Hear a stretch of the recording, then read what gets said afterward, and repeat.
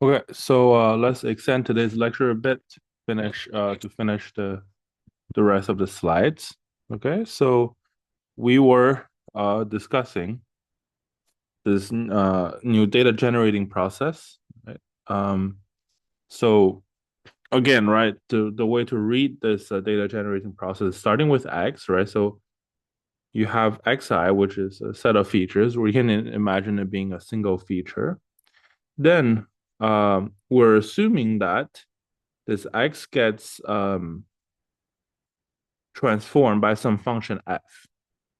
Okay, so we're assuming that this f is some fixed function, but we don't know what it is, right? There's a true underlying relationship, right, from x to y.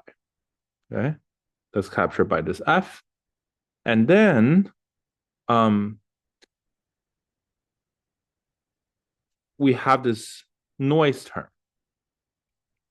noise term, right? So this captures things like measurement error, right, or kind of inaccuracies in data collection, things like that, right? So ideally, right, uh, our features gets mapped by f, and that's kind of our true response. But whenever we observe the response, we're always going to have this noise, right? That doesn't go away. And this noise is random, right? So for each observation, the noise is all the noises are IID, right? And then its expectation is zero, and variance is some sigma squared. Again, sigma squared is some number that's fixed, but we don't know what it is. Okay. Um, so our goal, right, is to reconstruct this F, right? Remember, right, we don't get to see the true data generating process, right? So we don't get to see this F. The best we can do, right, is to use our data, right, um, to estimate F, right, or to reconstruct F. And again, right, because of this noise term, right, my observed y are going to be random, right?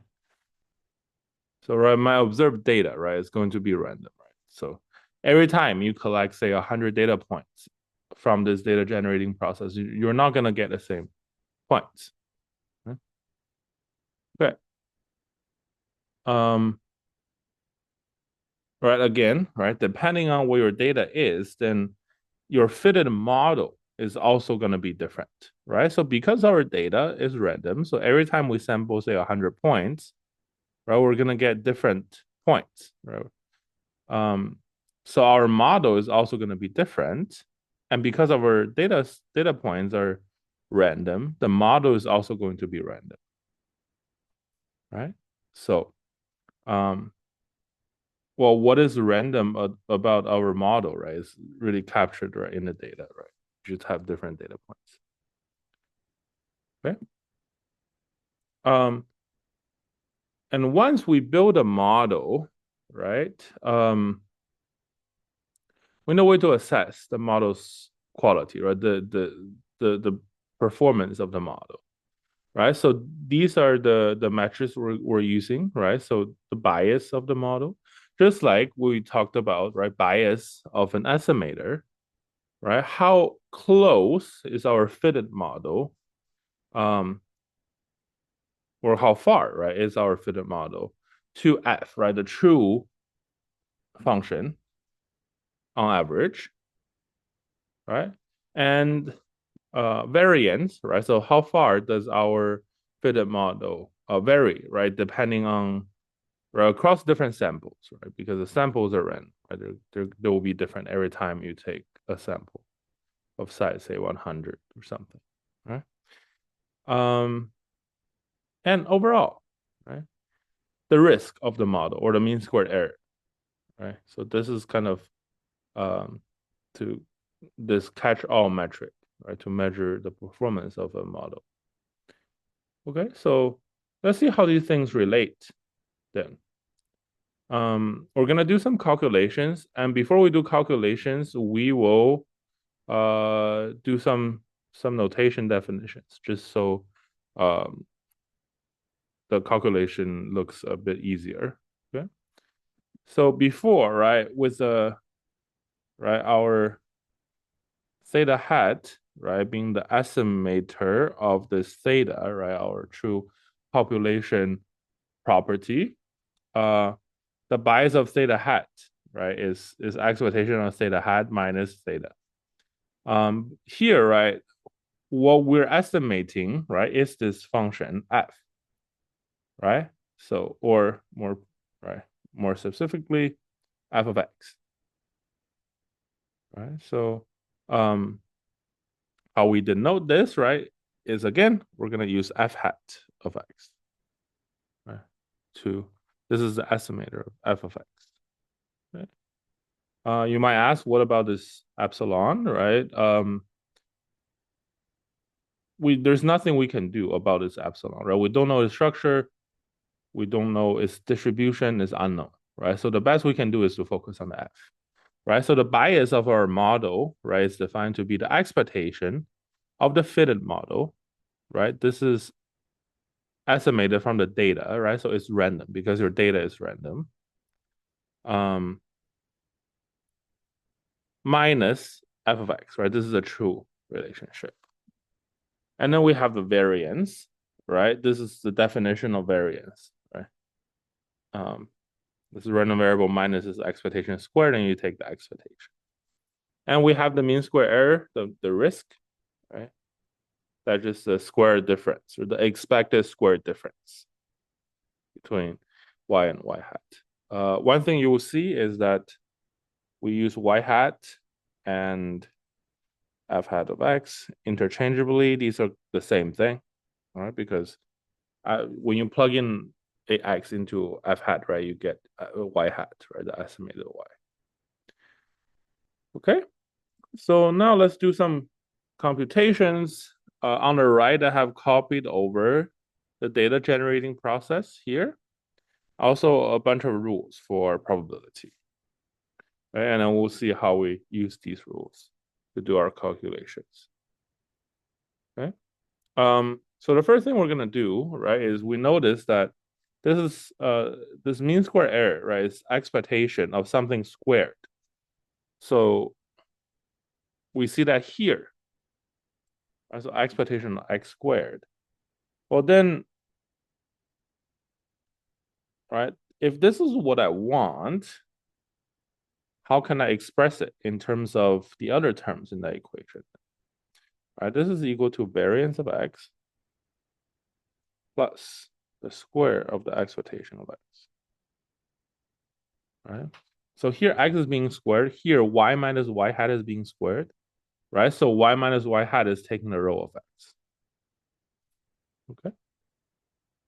So now if we plug in, right, y minus y hat into our probability equation, we see that if we want, right, the expectation of y minus y hat, MSE, we need to compute these two terms separately. Okay, so y variance of y minus y hat and the square of expectation of x of y minus y hat. Okay. Oh, let me now show you the answer first. Let's do the calculation ourselves. Okay, so let's do the first terms so you can see how this is done. Okay, so I don't know what y hat is, right? It's simply just some estimate. I'm just gonna use f hat, right, to replace y hat. They're the same thing. There's different notations, but you will see that it looks a lot more interpretable once I use f hat. And y, well, what is y, right? Right here is f of x plus this epsilon, right? So this turns into variance of f of x plus epsilon uh, minus f hat of x. Okay. Now, the next thing I'm gonna do here is, so I have a variance of a sum of a bunch of stuff, right?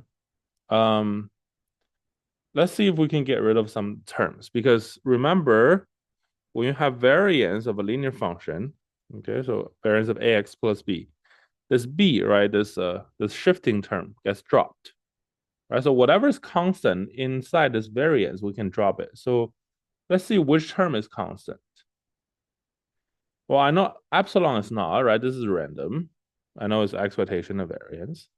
I know f hat is random, right? Because the data I use to fit f hat on is random, right? Remember this y, right? It's generated by is y is a random variable, right? Because epsilon is a random variable. The only thing that's constant here is fixed is f of x, right? F is a fixed function, and x is a fixed feature, right? So this first term gets dropped because it's a number, right? So this is a variance of epsilon minus f of x. Okay, I'm gonna do something a bit weird, so just bear with me for a second. Instead of writing epsilon minus this, I'm gonna do epsilon plus negative f hat of x. Okay. Well, now variance of a sum, right? This epsilon is independent, right, of this f hat of x, right? This epsilon does not depend on anything, right? It just its own error term. So if, right, these two terms are independent, then I'm able to just break it up into the sum of the variances, right? And then now you can see why I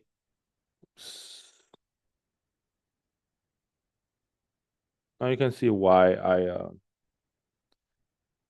I keep this negative this way, right? Because we can pull the constant out of the variance by squaring it.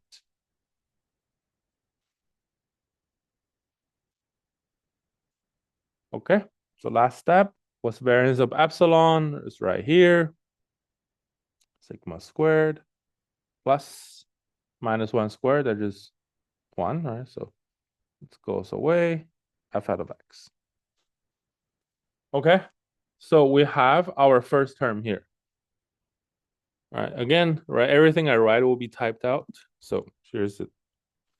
Here it is typed out. So that's my variance term. Now let's deal with the expectation term. Okay.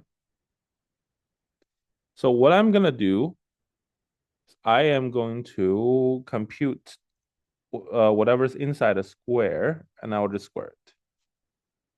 Okay. So this is, right, expectation of y minus expectation of y hat from this property and this property together, right? Then negative gets pulled out. Okay, so what is y? Well, y is f of x plus epsilon. And what is y hat? Again, will just use f hat of x to denote y hat. Now,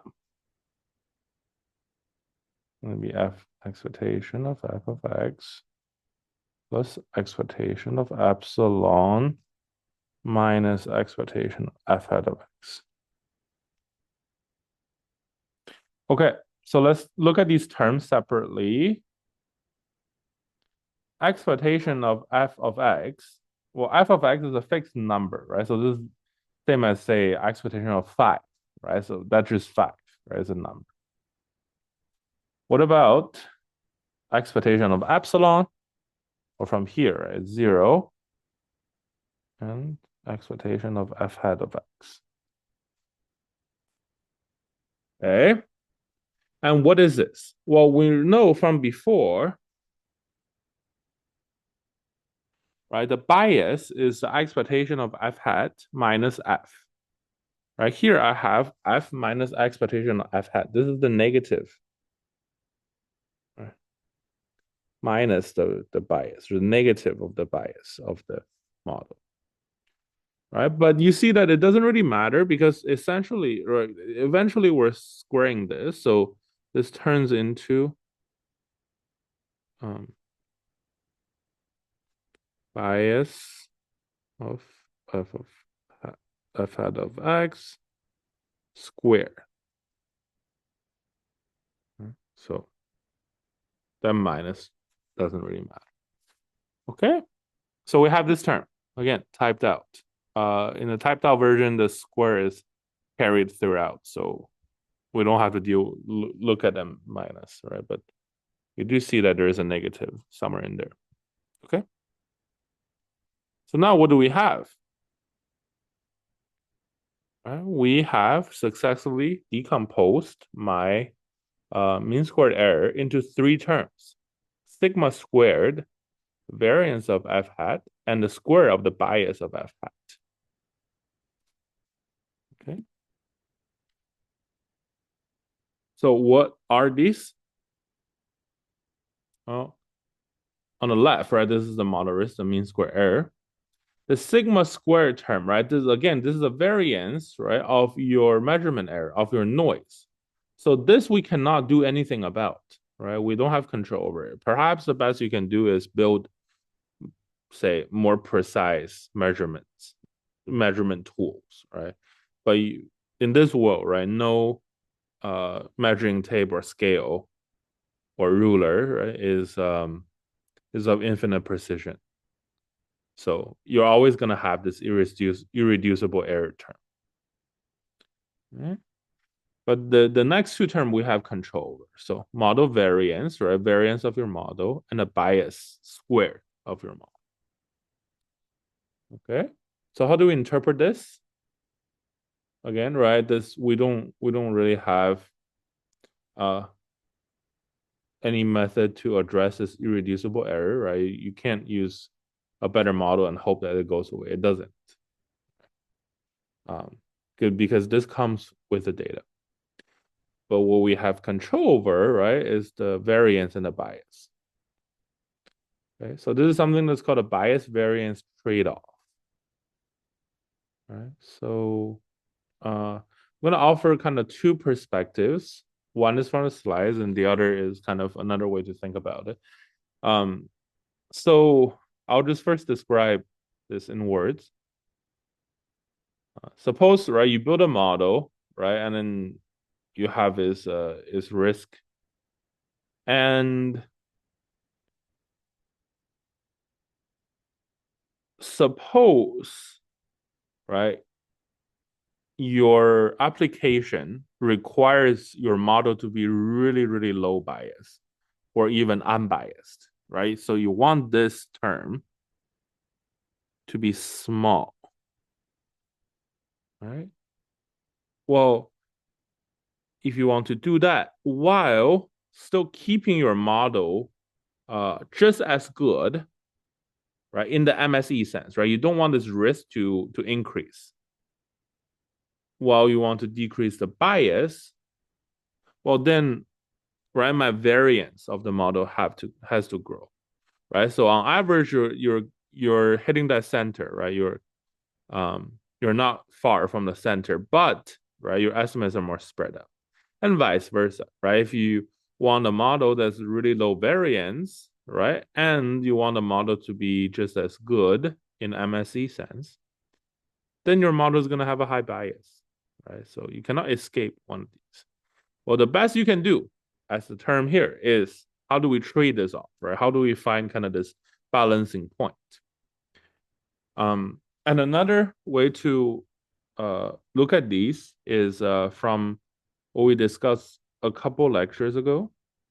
Okay. So suppose you want to decrease the bias of the model, right?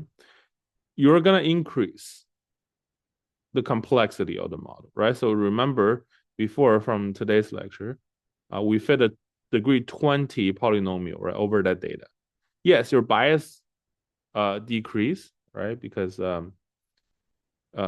remember that fitted curve looks really um, like it looks a lot like the actual underlying relationship, but you're gonna then have a high variance, right? Depending on your data, your model is gonna look very different. Um, on the other hand, right, if you want to reduce the variance of the model, then you're decreasing model complexity, right? One example we showed today is a simple linear regression model, right? You have that line there, and it doesn't change much, sample to sample, but it is quite far from the true underlying relationship of that curve, right? It's a line, right? So you're gonna increase the bias of the model, right? Because you fit a model that's not that complex, right? In hopes of reducing variance, then you're gonna increase the bias. Okay. So again, this goes back to um, the relationship of errors and variance and the model complexity, right? Because essentially the complexity is what you have control over. Right? So we really need to find this kind of balancing point, this sweet spot where um, your model could have, right, relatively low bias and relatively low variance. But really, this really depends on your use case, right? Some case allows you to sacrifice some bias, um, right, to have a slightly higher bias, so that you can have a low variance. Right? Or some use cases would allow you to have a higher variance, but you want really, really low bias. Okay, so it really depends on the use case. But in general, right, we want to find a decent spot for the complexity of the model, right? How many features you have, or impose the regularization techniques we saw a couple lectures ago, um, to balance these bias, variance, right? Um, and the errors of the model. Okay. So that I believe is almost there, right? So I think this is just a summary of what I just said. Um, right. So if your model has a high variance, right, that degree 20 polynomial, you're probably overfitting, right? Although your model might have a really low bias in that case, right? So things you can do is reduce the number of parameters, right? Number of features you use, or impose regularization. If your model has a high bias, right, like the simple linear regression model, although it might have a low variance, your model could be underfitting, right? So um, add more parameters, or it might be the case that you have over-regularized, right? So in Ridge or in Lasso, right, you're setting that hyperparameter um, too high so that the model punishes uh, the use of more features too heavily, right? So um, this regularization might have pushed the model a lot more towards the constant model, right? So that could also be a possible reason why your model has a high bias. Okay? And again, irreducible error, nothing we can do with it except more accurate, precise measurements or improved data collection techniques, right? So if it's a survey, you might want to get more accurate data, but it's always going to be there. Okay. So you need to be aware. Okay, so that's all I want to talk about